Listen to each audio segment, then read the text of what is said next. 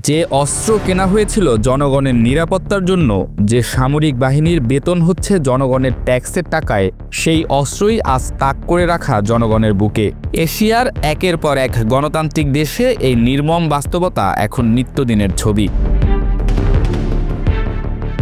গত এক বছরে এশিয়ার বিভিন্ন গণতান্ত্রিক দেশে জনপ্রতিনিধিদের বিরুদ্ধে জনগণের বিক্ষোভে প্রাণ হারিয়েছেন হাজারো মানুষ। বাংলাদেশে শেখ হাসিনার আমলে প্রায় ১৪০০ মানুষের মৃত্যু হয়েছে বৈষম্য বিরোধী ছাত্র আন্দোলনে।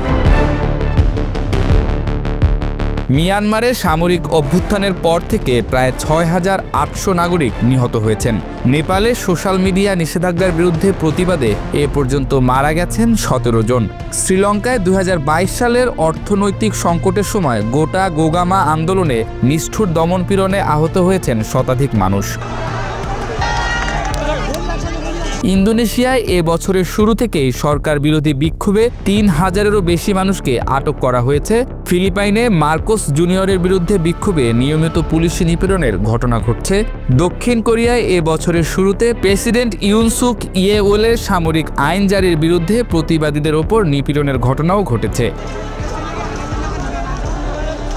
এশিয়ার এসব গণতান্ত্রিক দেশগুলোতে দেখা যাচ্ছে সরকারি বাজেটে সামরিক ও পুলিশ বাহিনীর জন্য বিশাল অঙ্কের বরাদ্দ।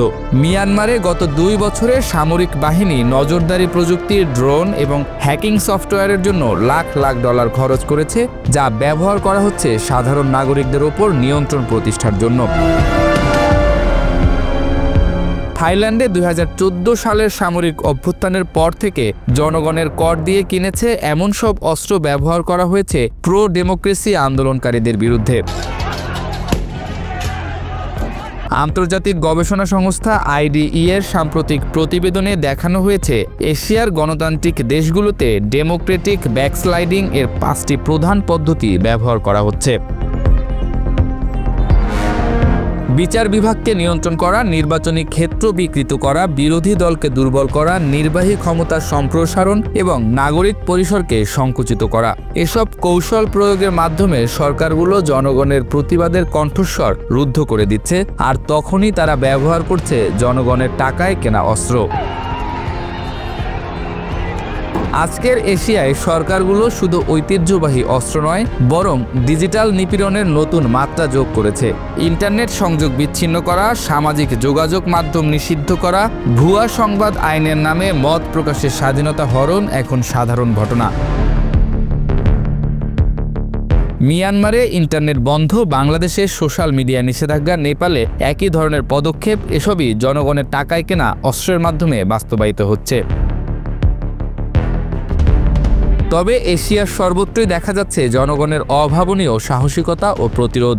দক্ষিণ কোরিয়ায় মাত্র ৬ ঘন্টার মধ্যে জনগণ ও সংসদীয় প্রতিরোধের মুখে প্রেসিডেন্টের মার্শাল ল প্রত্যাহার করতে হয়েছে। বাংলাদেশে ছাত্র সমাজের নেতৃত্বে আন্দোলনে একনায়কতন্ত্রের পতন ঘটেছে। শ্রীলঙ্কায় গোটা গোগামা আন্দোলন দুর্নীতিগ্রস্ত সরকারের পতন ঘটিয়েছে। এসব ঘটনা প্রমাণ করে জনগণের সংগঠিত শক্তির কাছে কোনো নিপীড়নমূলক সরকারই টিকতে পারে না।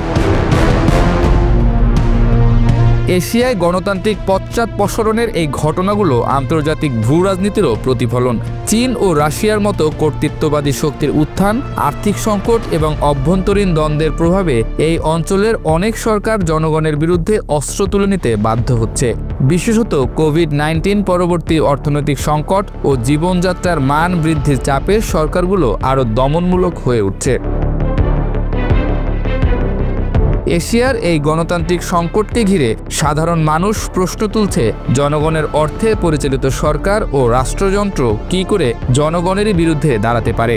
উত্তরটি হয়তো লুকিয়ে আছে ক্ষমতার নেশায়, দুর্নীতির জালে এবং জবাবদিহিতার অভাবে। কিন্তু ইতিহাস বলছে পৃথিবীতে এমন কোনো মারণাস্ত্র নেই যা জনগণের শক্তিকে দমিয়ে রাখতে পারে।